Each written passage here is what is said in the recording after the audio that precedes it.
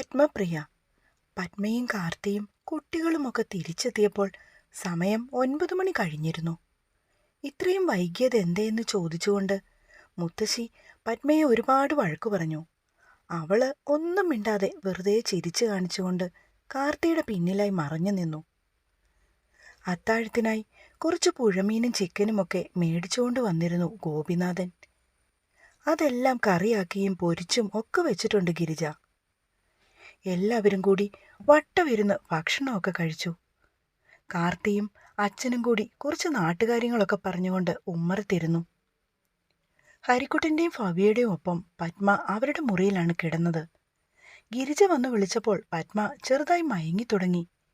മോളെ പത്മേ, അവർ മകളുടെ തോളിൽ തട്ടി. എഴുന്നേറ്റേ, പോയി കാർത്തിയുടെ ഒപ്പം കിടക്കുകൂട്ടി. ഞാൻ ഇന്ന് ഇവിടെ കിടന്നോളാം അമ്മേ. അവൾ ഒന്നുകൂടെ ചുരുണ്ടുകൂടി.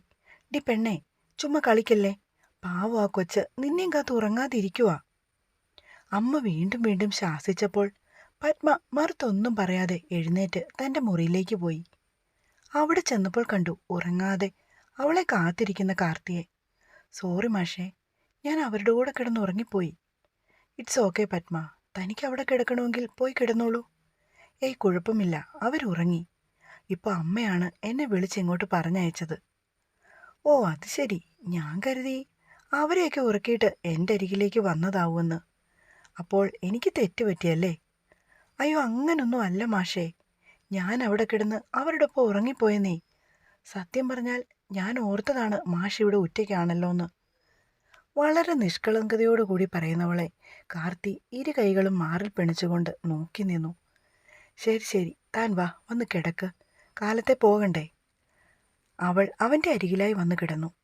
മാഷിന് കിടക്കാമോ? ഇത് ഇത്തിരി ചെറിയ കട്ടിലാണ്. എനിക്ക് കിടക്കാം, നോ പ്രോബ്ലം. അവൻ തൻ്റെ വലതു കൈ നീട്ടിവെച്ചു. പത്മ അല്പം ചെരിഞ്ഞ് അവനോട് ചേർന്ന് കിടന്നു. കാർത്തി അവളുടെ വലതു കൈ എടുത്ത് തൻ്റെ ദേഹത്തേക്ക് വെച്ചു. ദേ, ഇങ്ങനെ കിടന്നോണം എന്നും. നിന്റെ ഈ കൈ ഇരിക്കേണ്ടത് ഇവിടെയാണ് കേട്ടോ. പത്മ അവനോട് ചേർന്നുകൊണ്ട് തൻ്റെ കൈ അല്പം കൂടി മുറുക്കെ പിടിച്ചു. അപ്പോൾ ശരി, ഉറങ്ങിക്കോ. അവളുടെ നെറുകയിൽ ഒന്ന് അമർത്തി ചുംബിച്ചുകൊണ്ട് കാർത്തി അവളെ പൊതിഞ്ഞു പിടിച്ചു. പത്മ വേഗം തന്നെ ഉറങ്ങിപ്പോകുകയും ചെയ്തു. അവൻ അപ്പോൾ ഓർക്കുകയായിരുന്നു തലേ ദിവസം ഉച്ചയ്ക്ക് തൻ്റെ ഫോണിലേക്ക് വന്ന ദേവുവിൻ്റെ മെസ്സേജ്. പ്രിയപ്പെട്ട കാർത്തിയേട്ടാ, ഞാൻ ചെയ്ത തെറ്റ് ഒരുപാട് വലുതാണെന്ന് എനിക്ക് ബോധ്യമായി. ഏട്ടൻ ക്ഷമിക്കണോ എന്നൊന്നും പറയാനുള്ള യോഗ്യത എനിക്കില്ല. പക്ഷേ എൻ്റെ അറിവില്ലായ്മ കൊണ്ട് എന്നെ എത്തിച്ചത് എൻ്റെ ജീവൻ വെച്ചുള്ള കളിയിലായിരുന്നു. അതൊക്കെ പോട്ടെ, ഏട്ടന് നല്ലൊരു ജീവിതം ഉണ്ടാവട്ടെ. ഇനി ഏട്ടൻ്റെ നിഴൽവെട്ടത്ത് പോലും ദേവു വരില്ല. പിന്നെ എനിക്കൊരു കാര്യം നിശ്ചയമാണ്, ഒരിക്കൽ പോലും എൻ്റെ കാർത്തിയേട്ടൻ എന്നെ മറന്നുകൊണ്ട് പത്മയെ ഒന്ന് ചേർത്ത് പിടിക്കുകയോ ഒരു ചുംബനം പോലും കൊടുക്കുകയോ ചെയ്യില്ലെന്ന്. ഒരിക്കലും ഒന്നാവില്ലെന്നറിഞ്ഞുകൊണ്ട് തന്നെയല്ലേ പത്മ ഏട്ടൻ്റെ ജീവിതത്തിലേക്ക് വന്നത്.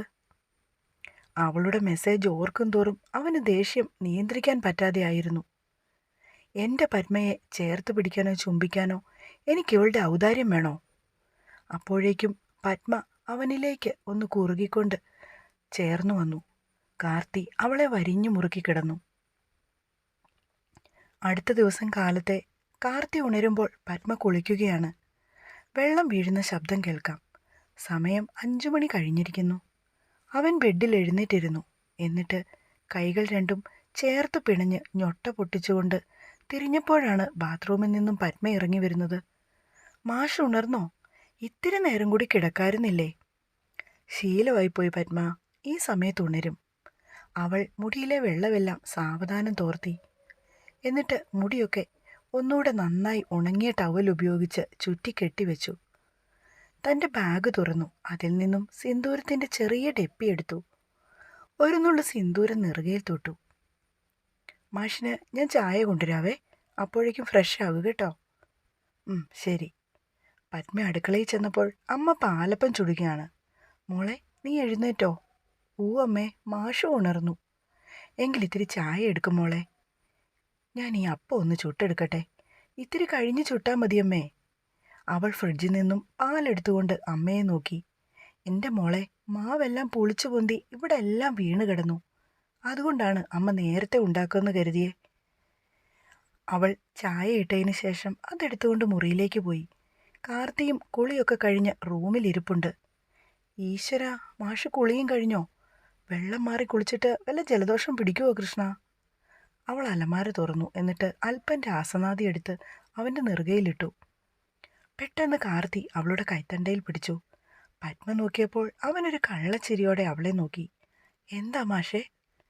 അഥവാ ഇനിയൊരു ജലദോഷം വന്നെന്ന് കരുതി എൻ്റെ പത്മക്കുട്ടിക്ക് എന്താ ഇത്രയും വേവലാതി? അവളുടെ നീണ്ടു മെലഞ്ഞ അണിവിരലിൽ മെല്ലെ അവൻ ഒരു ഞൊട്ട പൊട്ടിച്ചു. ഹാവൂ! ഓർക്കാപ്പുറത്തായതുകൊണ്ട് അവൾ കൈ പിൻവലിച്ചു. വേദനിച്ചോ പെണ്ണെ? അവനും പെട്ടെന്ന് വല്ലാതായി. ഇല്ലെന്നേ, കുഴപ്പമില്ല, വെറുതെ. അവൾ ചിരിച്ചു. അച്ഛനൊക്കെ ഉണർന്നോ? ഉവ്വ്, അച്ഛൻ എന്നും കാലത്തെ ക്ഷേത്രത്തിലേക്കൊന്ന് പോകും. പുറപ്പെട്ടോ അതോ? അവൻ ക്ലോക്കിലേക്ക് നോക്കി. 6 മണിയാകുമ്പോൾ സാധാരണ പോകുന്നതാണ്. മാഷും പോകുന്നുണ്ടോ? അച്ഛൻ പോയില്ല അച്ഛാ, ഞാനും കൂടി ഒന്ന് തൊഴുതിട്ട് വരാം. നോക്കട്ടെ, ഇപ്പം വരാമേ. അവൾ ചെന്നപ്പോൾ ഗോപിനാഥൻ അമ്പലത്തിലേക്ക് ഇറങ്ങുകയായിരുന്നു. അച്ഛാ. എന്താ മോളെ? അത് മാഷും കൂടി വരുന്നുണ്ട്. ഒരു 5 മിനിറ്റ് നിൽക്കുമോ? മാഷ് കുളിയൊക്കെ കഴിഞ്ഞതാണ്. അതിനെന്താ, പോരട്ടെ. അയാൾ വെളുക്കനെ ഒന്ന് ചിരിച്ചു. താൻ വരുന്നുണ്ടോ? റെഡിയായി ഇറങ്ങാൻ നേരം അവൻ പത്മയെ നോക്കി. മാഷ് പോയിട്ട് വാ. ഹരിക്കുട്ടൻ എഴുന്നേൽക്കുമ്പോഴേ എന്നെ കണ്ടില്ലേൽ അവന് സങ്കടാവും. ഓക്കെ. അവൻ അവളുടെ തോളി തട്ടിയിട്ട് ഉമ്മറത്തേക്ക് പോയി. അവർ പോയതും പത്മ നേരെ മുറ്റം അടിച്ചു വാരാനായിട്ട് ഇറങ്ങി. പകുതി അടിച്ചു കഴിഞ്ഞ് നോക്കിയപ്പോഴുണ്ട് ഭവ്യ എഴുന്നേറ്റ് വരുന്നു. നിനക്കിത്തിരി നേരത്തെ എഴുന്നേറ്റൂടെ? പാവം അമ്മ ഒറ്റയ്ക്ക് എല്ലാ ജോലിയും തീർക്കുന്നേ. അമ്മയ്ക്ക് വയ്യാന്നുള്ളത് നിനക്കറിഞ്ഞുകൂടെ ഭവ്യേ? പത്മ അനുജത്തിയെ ശകാരിച്ചു. ഹലോ, ഇന്നലെ വരെയും എങ്ങനെയായിരുന്നോന്നേ അമ്മ മഹാറാണിയോടൊന്ന് ചോദിച്ചേ, എന്നിട്ട് എന്നോട് കോർക്കാൻ വാകട്ടോ. ഭവ്യ പല്ല് തേച്ചോണ്ട് തൊടിയിലേക്കിറങ്ങി. ഡി, ബഹളം വെക്കാതെ, ആ ചെറുക്കൻ കേൾക്കും. മുത്തശ്ശി തൻ്റെ മുറുക്കാൻ ചെല്ലവുമായിട്ട് വരാന്തയുടെ ഒരു കോണിൽ പോയിരുന്ന് ഭവ്യയോടായി പറഞ്ഞു. ആ മുത്തശ്ശി, ഗുഡ് മോർണിംഗ്. അവൾ അവരെ ഒന്ന് ഇളിച്ചു കാണിച്ചു. എവിടെ? പത്മയെ നോക്കി അവർ ആംഗ്യത്തിൽ ചോദിച്ചു. ക്ഷേത്രത്തിൽ പോയി, അച്ഛൻ്റെ ഒപ്പം. ഊവോ, നന്നായി. അവരാണെങ്കിൽ കാലത്തെ തന്നെ വിസ്തരിച്ച് മുറുക്കാനുള്ള തയ്യാറെടുപ്പിലാണ്. മാഷേട്ടൻ പോയെന്നറിഞ്ഞതും ഇല്ലത്തമ്മയ്ക്ക് സന്തോഷമായി. മുറുക്കി തുപ്പാലോ. ഭവ്യ പൈപ്പിൻ ചുവട്ടിൽ വായും മുഖവും കഴുകിയിട്ട് ഉമ്മറത്തേക്ക് കയറി. ഹരിക്കുട്ടനാണെങ്കിൽ എഴുന്നേറ്റ് വന്നപ്പോൾ മുതൽ പത്മയുടെ പിന്നാലെയാണ്. അവന് ചേച്ചിയുടെ വീട്ടിലേക്കൊന്ന് പോകാൻ ആഗ്രഹമൊക്കെയുണ്ട്. പക്ഷെ പരീക്ഷ നടക്കുന്നതുകൊണ്ട് യാത്ര പിന്നീടാക്കി. പത്മയ്ക്ക് കാലത്തെ കാപ്പികുടിയും കഴിഞ്ഞിറങ്ങണം. കാർത്തിക്ക് അത്യാവശ്യമായിട്ട് കോളേജിലും കയറണം. പത്മയുടെ സർട്ടിഫിക്കറ്റ്സ് ഒക്കെ കൊടുക്കാനുണ്ട്. അതുകൊണ്ട് അവൻ അമ്പലത്തിൽ പോയി വന്ന ശേഷം അവർ വേഗം ഭക്ഷണം കഴിക്കാനായിരുന്നു. പാലപ്പവും വെജിറ്റബിൾ സ്റ്റൂവുമായിരുന്നു. കാർത്തിക്ക് ഒരുപാട് ഇഷ്ടമായിരുന്നു ആ വിഭവം. പത്മ ഡ്രസ്സ് മാറാനായി പോയപ്പോൾ ഹരിക്കുട്ടൻ്റെ മുഖം വാടി. അവന് ചേച്ചി പെട്ടെന്ന് പോകുന്നത് ഭയങ്കര സങ്കടമായിരുന്നു. പത്മയ്ക്കും അവൻ്റെ മുഖം കണ്ടപ്പോൾ വിഷമമായി. പക്ഷേ പോകാതെ വയ്യതാനും. കാർത്തി അവനോട് പറഞ്ഞു വേഗം റെഡിയാവാൻ. അടുത്തുള്ള ബേക്കറിയിൽ അവനെയും കൂട്ടിപ്പോയി കുറേ ചോക്ലേറ്റ്സും ഐസ്ക്രീംസും ഒക്കെ വാങ്ങിക്കൊടുത്തു. എന്നിട്ടാണ് കാർത്തി അവനെ തിരികെ കൊണ്ടുവന്നാക്കിയത്. അങ്ങനെ ഏകദേശം 11 മണിയോടുകൂടി അവർ തിരിച്ചു വീട്ടിലേക്ക് പുറപ്പെട്ടു. പത്മയ്ക്കാണെങ്കിൽ അവനോട് നാട്ടിലെ വിശേഷമൊക്കെ പറഞ്ഞ് മതിയാവുന്നില്ലായിരുന്നു. ഓരോ സ്ഥലവും എത്തുമ്പോൾ അവൾ ഓരോരോ വിവരണം അവന് കൊടുക്കും. അവളുടെ കോളേജും സ്കൂളും അമ്പലവും ഒക്കെ അവന് കാട്ടിക്കൊടുക്കുകയാണ്. കാർത്തിയും അറിയുകയായിരുന്നു പത്മയെന്ന തൻ്റെ സൂര്യകാന്തി പൂവിനെ. സദാസമയവും ചുണ്ടിൽ നനുത്ത പുഞ്ചിരിയുമായി ഒരു തെളിനിലാവ് പോലെ ശോഭയുള്ളവൾ. അവളിലേക്ക്, അവളുടെ നന്മ നിറഞ്ഞ ഹൃദയത്തിലേക്ക് താൻ ചുരുങ്ങിപ്പോകുകയാണെന്ന് അവൻ പലപ്പോഴും ഓർത്തു. അവൻ്റെ മനസ്സിലപ്പോൾ ദേവിക എന്നൊരു നാമം പോലുമില്ലായിരുന്നു.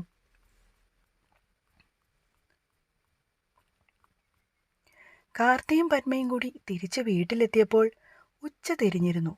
സീതയാണെങ്കിൽ രണ്ടാളെയും കാത്തുമ്മറത്ത് തന്നെ ഉണ്ടായിരുന്നു. എന്താ മക്കളെ വൈകിയേ? ഞാൻ കോളേജിലൊന്ന് കയറിയമ്മേ, അതുകൊണ്ടാണ് താമസിച്ച്. മീനൂട്ടി എവിടെ? കാർത്തി അമ്മയോടായി പറഞ്ഞു. അവൾ തലവേദനയാണെന്നും പറഞ്ഞ് കിടപ്പുണ്ട്. അതെന്താ പെട്ടെന്ന്? പനിയോ ജലദോഷമോ ഉണ്ടോ അമ്മേ? പത്മ ചെരിപ്പോരി വെളിയിലിട്ടിട്ട് കാല് കഴുകി അകത്തേക്ക് കയറി. ചെറുതായി ഉണ്ടെന്ന് തോന്നുന്നു മോളെ. ഈ മഞ്ഞിൻ്റെയൊക്കെ ആകും. നേരം വെളുക്കുമ്പോൾ നല്ല മഞ്ഞും തണുപ്പുമല്ലേ. ആ അതൊക്കെ പോട്ടെ, വീട്ടിൽ എന്തൊക്കെയുണ്ട് വിശേഷം? എല്ലാവരും എന്തു പറയുന്നു മോളെ? സന്തോഷമായിട്ടിരിക്കുന്നമ്മേ. ഹരിക്കുട്ടന് ഇത്തിരി വിഷമമുണ്ടായിരുന്നു, പിന്നെ ഒരു തരത്തിൽ സമാധാനിപ്പിച്ചു. അമ്മയെ നോക്കി പുഞ്ചിരിയോടെ പറയുന്നവളെ കാർത്തി ഒളികണ്ണാൽ നോക്കിക്കൊണ്ട് ഗോവണി കയറി മുകളിലേക്ക് പോയി. അച്ഛനും മുത്തശ്ശിയുമൊക്കെ എവിടെയമ്മേ? എല്ലാവരും ഊണ് കഴിഞ്ഞ് മയക്കത്തിലാ. ഇവിടെ പതിവാ മോളെ. മോൾ എന്തെങ്കിലും കഴിച്ചോ? ഇല്ലമ്മേ, ഞങ്ങൾ ഓരോ ജ്യൂസ് കുടിച്ചതേ ഉള്ളൂ. എങ്കിൽ മോള് പോയി ഡ്രസ്സ് മാറി വാ, അമ്മ കഴിക്കാനെടുക്കാം കേട്ടോ. സ്നേഹത്തോടെ തന്നെ നോക്കി പറയുന്ന അമ്മയെ നോക്കി നിന്നു പത്മ. ആ ഏടത്തി, മീനൂട്ടി, തലവേദന കുറവായോ? കുറഞ്ഞു. ഒന്ന് ഉറങ്ങി എഴുന്നേറ്റപ്പോൾ ഓക്കെ ആയി. മോളെ പത്മേ, ഭക്ഷണം കഴിച്ചിട്ട് സംസാരിക്കാം. ചെല്ലു മോളെ. ശരി അമ്മേ. മീനൂട്ടി, ഞാൻ ഇപ്പോൾ വരാം കേട്ടോ. ഈ ഡ്രസ്സൊക്കെ ഒന്ന് മാറട്ടെ. പത്മ മുറിയിലേക്ക് ചെന്നപ്പോൾ കാർത്തി വേഷമൊക്കെ മാറ്റിയിരുന്നു. പിന്നീട് രണ്ടാളും കൂടി വന്നു ഊണൊക്കെ കഴിച്ചു. ദിവസങ്ങൾ ഓടി ഓടി പൊയ്ക്കൊണ്ടേയിരുന്നു. പത്മയും മീനൂട്ടിയും കൂടി കാർത്തിയുടെ ഒപ്പം കോളേജിൽ പോകും. തിരികെയും അവൻ്റെ ഒപ്പം പോരും. പത്മ അത്യാവശ്യം പഠിക്കുന്ന കുട്ടിയായതുകൊണ്ട് അധ്യാപകർക്കൊക്കെ അവളെക്കുറിച്ച് കാർത്തിയോട് നല്ല അഭിപ്രായം മാത്രമായിരുന്നു പറയാനുള്ളത്. അവനും അത് കേൾക്കുമ്പോൾ ഒരുപാട് അഭിമാനവും സന്തോഷവും ഒക്കെ തോന്നിയിരുന്നു. പത്മ അല്ലേലും നല്ലൊരു പെൺകുട്ടിയായിരുന്നു. മീനൂട്ടിക്ക് ഏടത്തിയായും സീതയ്ക്ക് നല്ലൊരു മരുമകളും അച്ചമ്മയ്ക്ക് പ്രിയപ്പെട്ട കൊച്ചുമോളും ഒക്കെയായിരുന്നു അവൾ. കോളേജിൽ നിന്ന് വന്നാൽ കുളിയൊക്കെ കഴിഞ്ഞ് അവൾ സീതയെ ചുറ്റിപ്പറ്റി നിൽക്കും. അന്നത്തെ വിശേഷം മുഴുവനും പറഞ്ഞു കേൾപ്പിക്കും. അടുത്ത ദിവസത്തെ കറികൾക്ക് വേണ്ടിയുള്ള പച്ചക്കറികളൊക്കെ നുറുക്കി വയ്ക്കും. നാളികേരം ചിരകലും ഉള്ളി തോല് കളഞ്ഞു വെക്കലും ഒക്കെയായി അവൾ ഒരു 8 മണി വരെയും അടുക്കളയിൽ കൂടും. 6 മണിയാകുമ്പോൾ തന്നെ അച്ചമ്മ സന്ധ്യവിളക്ക് കൊളുത്തും. ആ സമയത്ത് പത്മയും അമ്മയും ഒക്കെ കൂടിയിരുന്ന് ഉമ്മറത്തിരുന്ന് നാമം ജപിക്കും. കാർത്തി മിക്കവാറും അമ്പലത്തിൽ പോകും ദീപാരാധന തൊഴാൻ. എന്നിട്ട് മിത്രനുമായി സംസാരിച്ചിരുന്നിട്ടേ തിരികെ വരൂ. കവലയിൽ നിന്നും അച്ഛനും കാണും അവൻ്റെ ഒപ്പം വീട്ടിലേക്ക്. 10 മണി വരെയും പത്മ ഇരുന്ന് വായിച്ചു പഠിക്കും. എക്സാം അടുത്തു വരുന്നത് കാരണം പഠിക്കാൻ ഒരുപാടുണ്ട്. ചിലപ്പോൾ 11 മണി കഴിയും അവൾ പഠിച്ചെഴുന്നേൽക്കുമ്പോൾ. അതിൽ കൂടുതൽ സമയം അവളെ ഇരുത്താൻ കാർത്തി സമ്മതിക്കില്ല. തലവേദന എടുക്കുമെന്ന് പറഞ്ഞ് അവൻ അവളെ വഴക്കു പറയും. അടുത്ത ദിവസം കാലത്തെ രാമകൃഷ്ണ മാരാർ തൊടിയിലേക്ക് ഇറങ്ങുകയായിരുന്നു. കുറച്ച് പാവലും വെണ്ടയുമൊക്കെ വിളവായി കിടപ്പുണ്ട്. അത് പറിച്ച് കവലയിൽ കൊണ്ടുപോയി കൊടുക്കാനാണ്. പത്മ മുറ്റം അടിച്ചു വാരുന്നുണ്ട്. മീനൂട്ടിയാണെങ്കിൽ അരഭിത്തിയിലിരുന്ന് ഹോംവർക്ക് ചെയ്യുകയാണ്. ഒരു സ്കൂട്ടി വന്ന് മുറ്റത്ത് നിന്നതും പത്മയും അച്ഛനും ഒരുപോലെ നോക്കി. ദേവനായിരുന്നു അത്. അയാളെ പെട്ടെന്ന് പത്മയ്ക്ക് മനസ്സിലായില്ല. അവൾ ചൂലുമെടുത്തുകൊണ്ട് പിന്നാമ്പുറത്തേക്ക് പോയി. രാമേട്ടൻ തിരക്കാണോ? ദേവൻ കുശലമൊക്കെ ചോദിച്ച് അകത്തേക്ക് കയറി. മീനൂട്ടി ഓടിച്ചെന്ന് സീതയോട് ദേവൻ വന്ന കാര്യം പറഞ്ഞു. ചായ കുടിച്ചുകൊണ്ടിരുന്ന കാർത്തിയും അമ്മയുടെ പിന്നാലെ ഇറങ്ങി വന്നു. ആ കാർത്തി, നീ ഇവിടെ ഉണ്ടായിരുന്നോ? ഞാൻ കരുതി അമ്പലത്തിലോ മറ്റോ പോയെന്ന്. അയാൾ പറഞ്ഞതും കാർത്തി താല്പര്യമില്ലാത്ത മട്ടിൽ ഒന്ന് മൂളി. ഞാനേ വന്ന കാര്യം പറയാം, എന്നിട്ട് പെട്ടെന്ന് പോയിക്കോളാം. എല്ലാവരും തിരക്കല്ലേ? ഞാനും ഇത്തിരി തിരക്കാണ്. അയാൾ ഒരു വിവാഹ ക്ഷണക്കത്തെടുത്തു. എൻ്റെ മോളുടെ വിവാഹമാണേ, ഈ വരുന്ന ഞായറാഴ്ച. തെക്കൽപുരയിടത്തിലെ മാധവൻ നായരുടെ ചെറുമകനാണ് പയ്യൻ. കാർത്തി അറിയും നികേഷിനെ. ഒരുപാട് ബിസിനസ്സൊക്കെ ഉണ്ട് അങ്ങ് ബാംഗ്ലൂരിലെ. കോടീശ്വരനാണ് കേട്ടോ. അയാൾ വാചാലനായി. ദേവൂട്ടിയെ കണ്ട് ഇഷ്ടപ്പെട്ടു വന്നതാ. അവളെ കാണാൻ മിടുക്കിയല്ലേ. ഇത്രയും സൗന്ദര്യമുള്ള ഒരു പെൺകുട്ടി ഈ അടുത്ത കരയിലൊന്നും ഇല്ലല്ലോ. അതുകൊണ്ട് മാത്രമാണ് കേട്ടോ ഈ ബന്ധം വന്നത്. ഇല്ലെങ്കിൽ എനിക്കും എൻ്റെ മോൾക്കും സ്വപ്നം പോലും കാണാൻ പറ്റില്ലായിരുന്നേ. പിന്നെ നമ്മുടെ ഈ കരയുടെ പകുതി ഭാഗവും അവരുടെ അല്ലേ. അയാൾ വർണ്ണിച്ചുകൊണ്ടേ ഇരിക്കുകയാണ്. വന്നയാളെ മനസ്സിലാകാതെ പത്മ അയാൾക്ക് കുടിക്കാനായി ചായ കൊണ്ടുവന്നു കൊടുത്തു. ഇതാരാ, പുതിയ ബാല്യക്കാരിയാണോ? അവളോട് ചായ മേടിച്ചുകൊണ്ട് ദേവൻ കാർത്തിയെ നോക്കി. അത് കേട്ടതും പത്മ അങ്ങ് വല്ലാതായി.